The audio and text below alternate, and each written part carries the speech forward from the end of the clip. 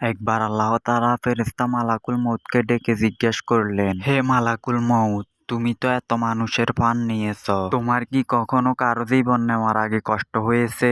তখন মৃত্যুর ফেরেশতা আল্লাহ তাআলাকে বললেন, একবার এক গভীর সমুদ্রে দুর্ঘটনাবশত এক নারী পড়ে গিয়েছিল।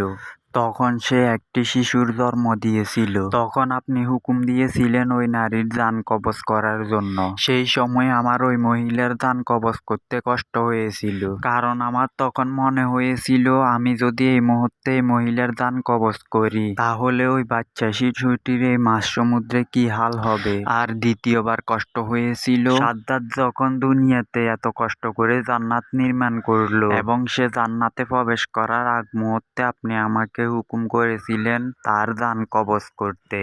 তখনও আমার কষ্ট হয়েছিল, কারণ সে এত কষ্ট করে জান্নাত তৈরি করলো, অথচ জান্নাতে প্রবেশ করার আগে তার মৃত্যু হলো। তখন আল্লাহ তাআলা মালাকুল মউতকে বললেন, তুমি কি জানো ওই সাদ্দাত কে ছিল?